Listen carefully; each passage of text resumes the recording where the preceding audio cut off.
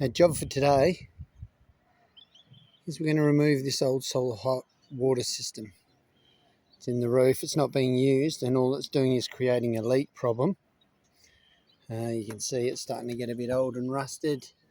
We've been called out a couple of times because it's been leaking. See, it's been disconnected.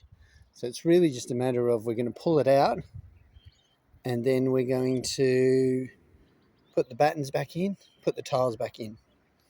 Now, the principles we're going to do for this are the same that you would use for if you removed a skylight or anything like that. It's just patching a hole in a tiled roof.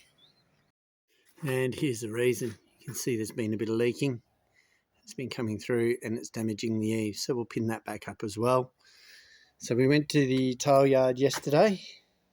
We got some tiles and we've got some battens on the car. So we're all prepped. We've got all our gear. So we'll get started. So the first thing we're going to do is remove the tiles all around it.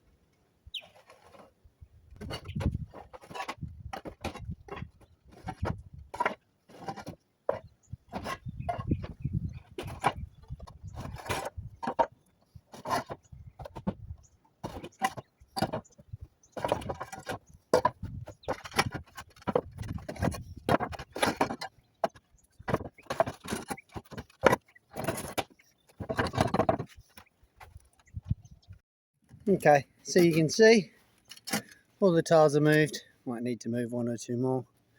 But timing wise, for the owner, is great because that's just on the very verge of rusting.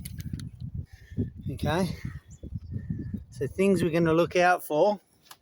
Generally you'll find there's a little, some kind of copper pipe that connects up to it, which was the filling pipe, which will have been disconnected in the roof. But how I break these down is I break them down piece by piece. I don't drop the entire thing off, obviously because I don't want all the glass and everything smashed around, and people don't stand on glass if it's on the roof. If you're dropping it down onto the floor, people get stuff in their feet, especially with young kids in the house, and that's something we don't want. And same with metal filings as well. So, all right, let's get to breaking it down.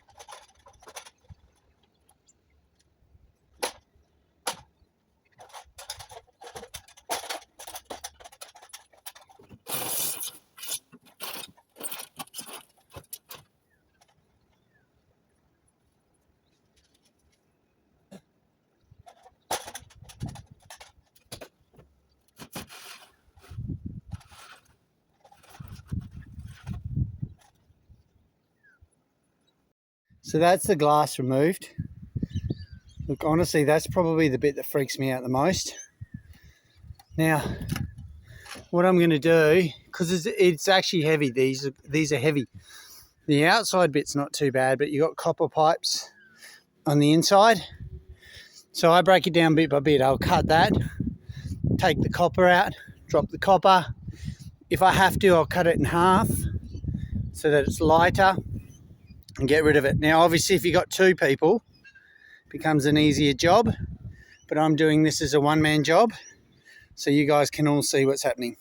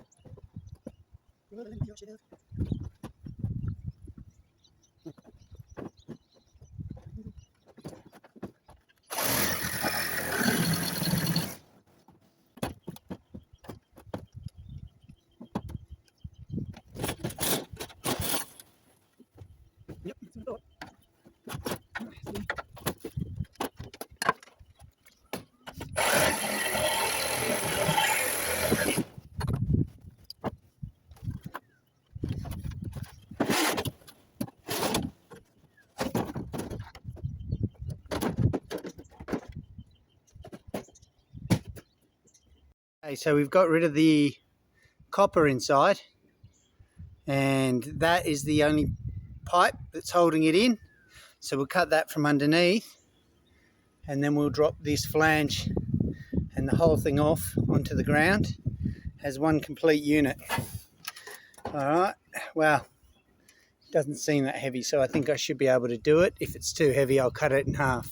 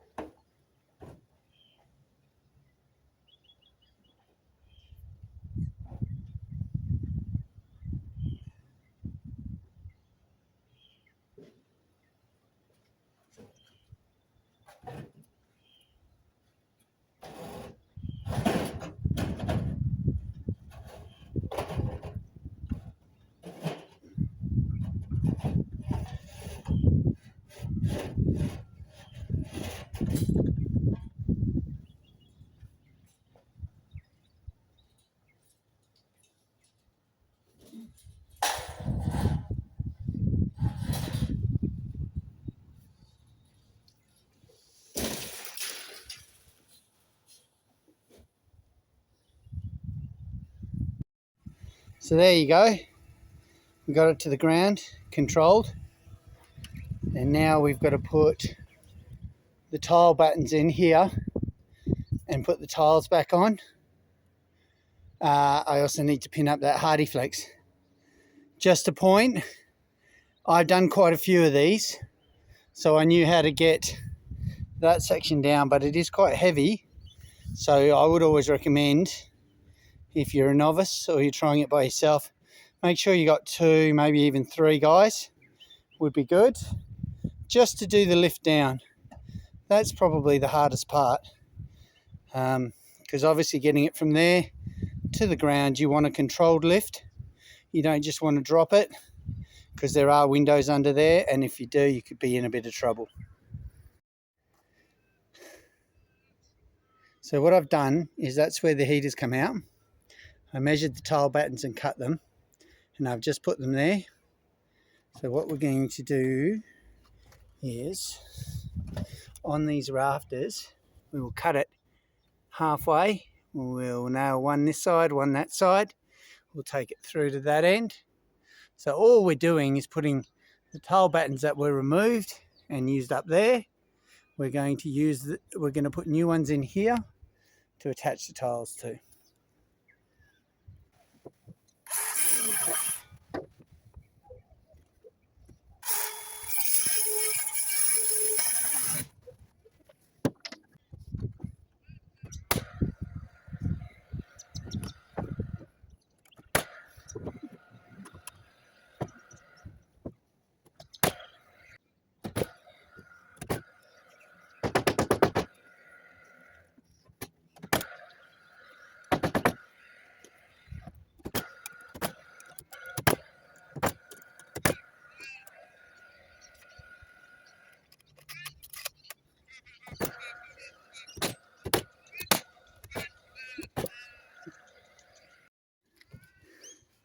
So the battens we just put in are run off the existing batten lines, and you can see that we have just cut them in the middle of the purlins and nailed them.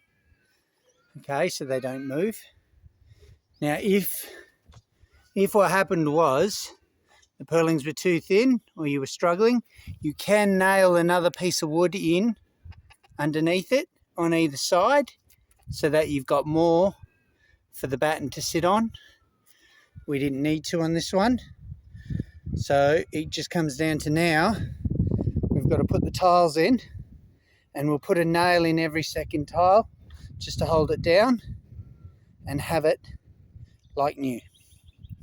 Oh, by the way, make sure when you go to the tile yard, you buy the exact same tiles, because if you start going half a centimetre off, and we're talking about 10 tiles here, all of a sudden you're a centimetre out and they won't join at the end. So I got the exact same tiles. Make sure you get the same tiles.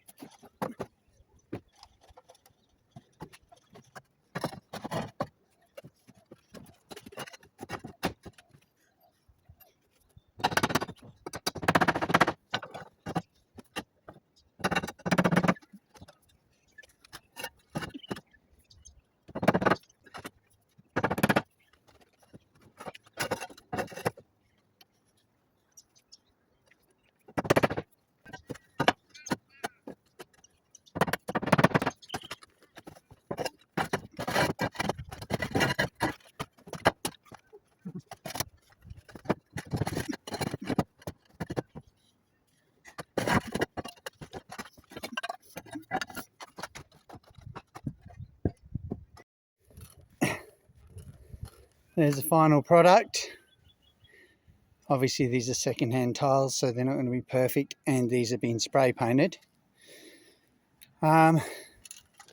Just a few key things make sure, again, like I said, make sure you get the exact same tile, because you can see if you're a centimetre or 2 centimetres out when you get to the end, you're not going to fit it in. Then you got to start messing around with hips and things. There are ways to do it, but it just becomes a really big job. So that's it taken. Now that works for skylights, everything. It's the same principle to block up a hole, put the tile battens down, and then you just insert the tiles. So now we've just got to pack up, and that's it for the day. So if you found this interesting, like and subscribe. Hope you enjoyed it.